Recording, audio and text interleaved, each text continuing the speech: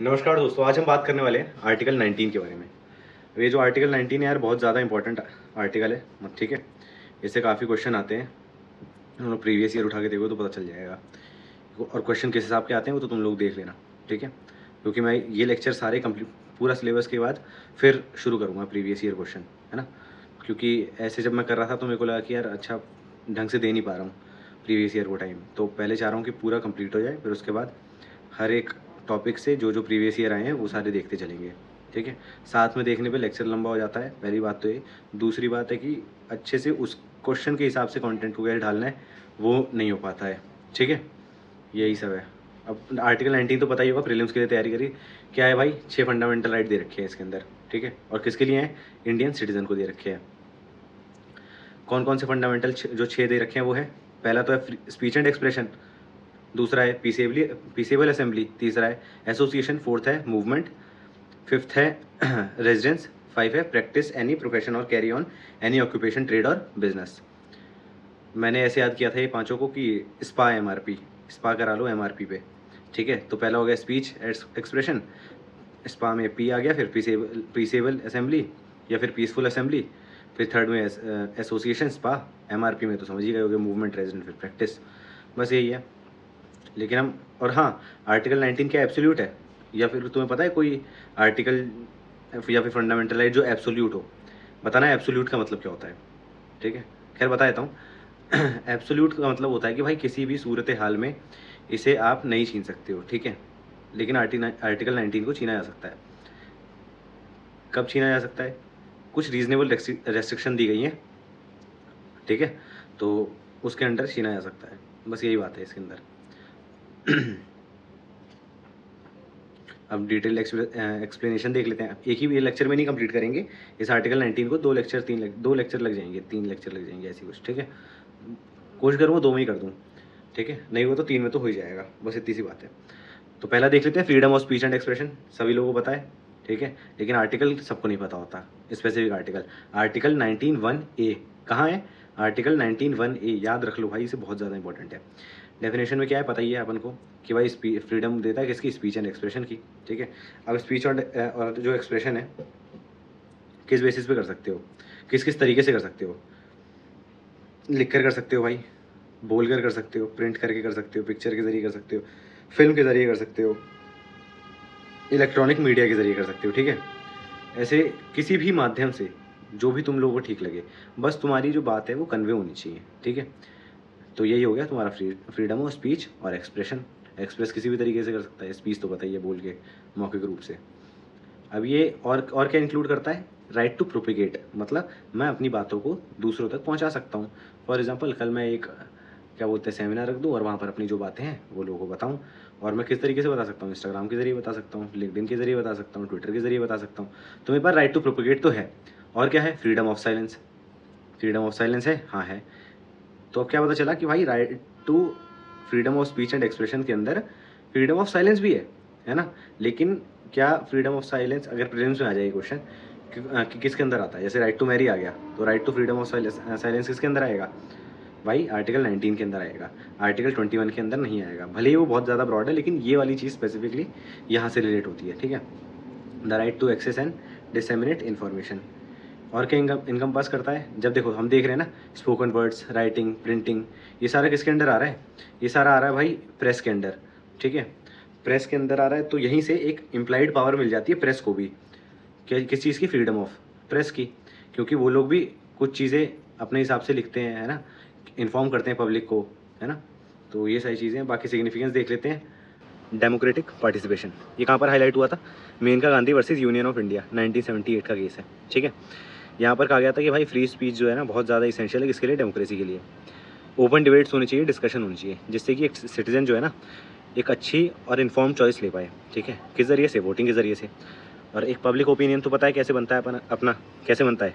Political जो issue चल रहे होते हैं उस बेसिस पे बनता है, सोशल इशू चल रहे होते हैं, इकोनॉमी इशू चल रहे होते हैं, उस बेसिस पर हमारा जो भी व्यू होता है ना पब्लिक ओपिनियन, वो इसी तरीके से बनता है, ठीक है। पीछे की आवाज़ को ज़रा यार इग्नोर करना, ठीक है। Expression beyond words, non verbal expression जैसे कि music, painting, casting a vote, ये सारी चीज़ें क्या बताती है भाई? इंडिविजुअल का ओपिनियन। गाने जो आते हैं आजकल के, ठीक है, वो बताते हैं कि आजकल लोगों को क्या पसंद आ रहा है। कहते हैं ना कि भाई ये जो सिनेमा है समाज का आईना है वो इसी तरीके से है।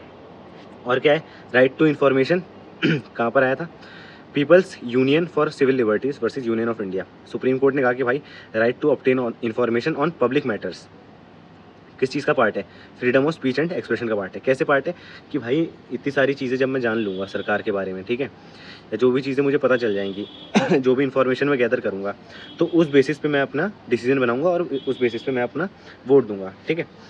बाकी जुडिशल इंटरप्रिटेशन है, ये सारे याद नहीं करने, पढ़ लेना, जो आसान लगे वो याद करना, ठीक है। मेरे हिसाब से तो ये न्यूज़ प्रिंट पॉलिसी केस वाला जो है ना, Bennett Coleman versus union of India वाला जो केस है, ये देख लेना, ठीक है। और कौन सा देख लोगे, ये वाला देख लेना, याद ही तो करना है, दो तीन बहुत हैं ऐसा, क्योंकि ज़्यादा याद करने से याद तो रहने नहीं वाला वैसे भी। फिर है ये वाला देख लेना, टेलीफोन टैपिंग एंड प्रिवेसी, ये भी PUCL वाला ही है, वर्सेज यूनियन ऑफ इंडिया 1997 का केस है, ठीक है। इसमें सुप्रीम कोर्ट ने कहा कि भाई टेलीफोन टैपिंग जो है क्या वायलेट करती है, आर्टिकल 19(1)(a) को वायलेट करती है, unless it complies with the restriction under article 19(2). It also linked telephone conversation to the right to privacy under Article 21, emphasizing that such conversation are private and confidential, ठीक है। फिर देख लेते हैं reasonable restriction, article 19(2) में दे रखी है, क्या क्या है भाई, कुछ रेस्ट्रिक्शंस है, ठीक है। जब क्या हो सकता है ये आर्टिकल 19 को वायलेट किया जा सकता है या फिर छीना जा सकता है, ठीक है। कब छीना जा सकता है भाई, सिक्योरिटी ऑफ स्टेट, जब सिक्योरिटी ही स्टेट की खतरे में हो जाए, आप ऐसी बात बोलने लगो जो जिससे लड़ाई होने की संभावना हो रही है, ठीक है, या फिर आप सेडिशन करने वाले हो, ऐसी कोई भी चीज़ हो रही है ना, तो आपकी इस चीज़ को, ये आर्टिकल 19 को रोका जा सकता है। फिर अगर आप ऐसी कोई बात बोल रहे हो जिससे हमारे फ्रेंडली फॉरेन स्टेट के साथ जो है फ्रेंडली रिलेशंस ख़राब हो रहे हैं, ठीक है। फॉर एग्ज़ाम्पल आप अमेरिका के ख़िलाफ़, फॉर एग्ज़ाम्पल हमारा दोस्त है अमेरिका, ठीक है, तो आप प्रोपेगेंडा फैला रहे हो कि भाई ये ऐसी चीज़ें हैं, वैसी चीज़ें हैं, जो भी चीज़ें हैं, ठीक है, तो पब्लिक ऑर्डर ख़राब कर रहे हो, डिसेंसी और मोरालिटी, गाली गलौज कर रहे हो। देखा ना, वो उसका केस हुआ था, इसीलिए ज़्यादा इंपॉर्टेंट है इस समय। वो केस हुआ था, क्या नाम है अभी, समय रहने वाला है ना, बियर बाइसेप समय रहने वाला, तो उससे रिलेटेड है, इसलिए बहुत ज़्यादा इंपॉर्टेंट हो जाता है। डिफेमेशन, इंसाइटमेंट टू ऑफेंस, है ना, सोवरेनिटी और इंटीग्रिटी के खिलाफ तो बोलोगे तो गेम हो जाएगा। ये याद रख लेना कौन से अमेंडमेंट से आया था, 16th अमेंडमेंट से आया था, ठीक है।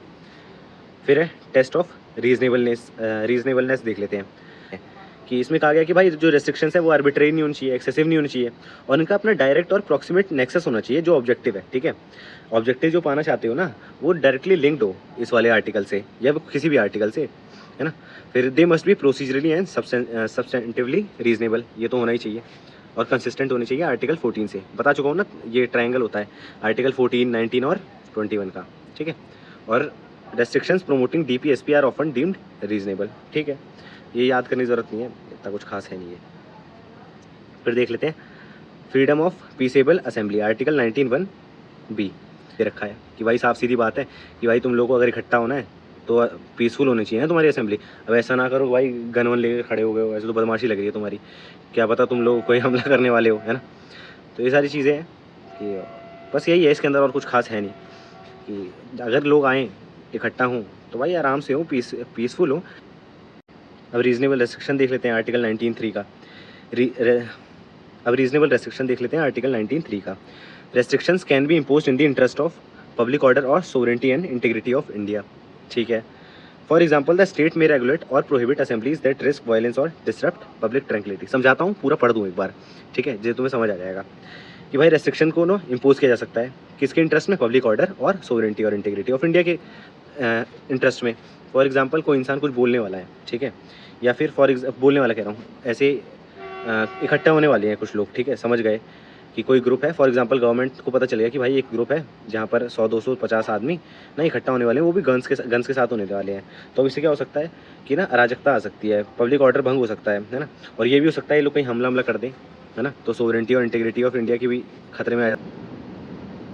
तो इन सबको देखते हुए ये रीजनेबल रेस्ट्रिक्शन जो है अप्लाई की जा सकती है। ये केस लॉ देख लेना, हिम्मत लाल के Shah versus commissioner of police. इसमें कहा था, सुप्रीम कोर्ट ने कहा कि भाई राइट टू असेंबल जो है इंक्लूड करता है right to hold public meetings, लेकिन स्टेट जो है इम्पोज कर सकती है कंडीशंस, ठीक है, जिससे कि पब्लिक ऑर्डर बना रहे, बस यही है इसके अंदर। फिर फ्रीडम ऑफ एसोसिएशन देख लेते हैं अपन। इसके अंदर क्या है, 19(1)(c) में दे रखा है ये, ठीक है। अभी 19(1) के बारे में बात हो रही है कि भाई अपने पास क्या पावर है, एसोसिएशन बनाने की पावर है, और क्या बनाने की पावर है, यूनियन बनाने की पावर है, और क्या बनाने की पावर है, सोसाइटी बनाने की पावर है। इसी वजह से देखते हो ट्रेड यूनियन, पॉलिटिकल पार्टी, ये सारी चीज़ें बनती रहती है। कल्चरल ऑर्गेनाइजेशंस बनते हैं। और इसी आर्टिकल, यही आर्टिकल पावर दे रहा है। ये आर्टिकल नहीं होता तो अपने पास पावर नहीं होती पॉलिटिकल पार्टी, यूनियन, ये सारी चीज़ें बनाने की, है ना। हो सकता है सरकार कोई लॉ ले आती, लेकिन वैसे बेसिकली कोई पावर नहीं होती जब तक लॉ नहीं आता। लेकिन अब संविधान लागू हो गया तो अपने पास है पावरफुल, ठीक है। और इसमें एक और चीज़ पावर आती है कि भाई right not to join an association. For example, आपका दोस्त कहता है कि भाई तेरे को ज्वाइन करना पड़ेगा, हमने एक एसोसिएशन बनाई है, तो आपके पास ये भी पावर है कि भाई आप ज्वाइन नहीं करना, बस साफ सीधी बात है। फ्रीडम ऑफ डिस एसोसिएशन की भी पावर किसके अंदर आती है? फ्रीडम ऑफ एसोसिएशन के अंदर आती है। अब क्या देख लेंगे? रीजनेबल रेस्ट्रिक्शन देख लेंगे। इसमें क्या है? रेस्ट्रिक्शन कैन बी इम्पोज्ड, वही किस पे? Public order, morality, sovereignty and integrity of India. मुश्किल है सारी रेस्ट्रिक्शन को याद करना, ठीक है, क्योंकि हर एक की अपनी रेस्ट्रिक्शंस है, तो सारी याद करने की ज़रूरत नहीं है। याद हो जाए तो ठीक है, नहीं तो कोई बात नहीं, एटसेट्रा लिखकर काम चल जाता है, ठीक है। केस लॉ देख लेते हैं। State of Madras versus V0। इसमें क्या सुप्रीम कोर्ट ने कहा कि भाई ये जो ब्लैंकेट बैन है ना एसोसिएशन पे, ये ख़त्म करो। एम्फेसाइजिंग दैट रेस्ट्रिक्शन जो होनी चाहिए रीजनेबल होनी चाहिए और प्रोपोर्शनेट होनी चाहिए, है ना। बस यही सारी ब्लैंकेट बैन मतलब कि भाई अपनी मर्जी से कभी भी आर्बिट्ररी आपने बैन कर दिया किसी एसोसिएशन को, और फॉर एग्जांपल कह दिया कि भाई ये कुछ इतने समय से लेकर इतने समय तक बैन रहेगी, समय बता दिया कि भाई 4 साल के लिए बैन करते हैं। अरे भाई बताओ तो क्यों कर रहे हो, है ना, रीजनेबल भी तो हो। बस ये इतना ही है। बाकी आगे देख लेते हैं मूवमेंट का। मूवमेंट मतलब कहीं भी आ जा सकते हो पूरे भारत में, लेकिन कुछ जगहें हैं जहाँ पर नहीं जा सकते। पता होनी चाहिए तुम्हें कहाँ पर, जैसे कि ट्राइबल एरियाज़ में, है ना। वो इसलिए क्योंकि वहाँ पर सरकार इंडिजीनियस कम्युनिटीज़ को प्रोटेक्ट करना चाहती है, ठीक है। और फ्रीडम ऑफ मूवमेंट से क्या होता है कि भाई जो भारत है ना, भारत में एकता बनी रहती है। अब मैं यहाँ से नॉर्थ ईस्ट जाऊँ, मैं यहाँ से साउथ में जाऊँ, मैं यहाँ से राजस्थान चले जाऊँ, तो मुझे अलग अलग कल्चर्स के बारे में जानने को मौका मिलेगा, है ना। मैं जाऊँगा, इंगेज हो पाऊँगा अलग अलग एक्टिविटीज़ में, अलग अलग स्टेट्स को जान पाऊँगा, है ना, अपने कल्चर को जानूँगा हमारे यहाँ के। तो इससे एक तो इससे और किस चीज़ से लिंक है? ये पर्सनल लिबर्टी से लिंक्ड है। और किससे लिंक्ड है? इकोनॉमिक अपॉर्चुनिटीज़ से। देखते हो ना, हम कई जैसे बिहार से, यूपी से लोग आते हैं दिल्ली काम करने, या फिर दिल्ली से भी देखते हो कई लोग कहीं कहीं, हर कोई इंसान कहीं ना कहीं जाता ही है। कई लोग बैंगलोर जाते हैं, है ना। तो right to freedom of movement होने चाहिए ना। और फिर इसका केस लॉ देख लेते हैं। इन खड़क Singh versus state of Uttar Pradesh, 1963 का केस है।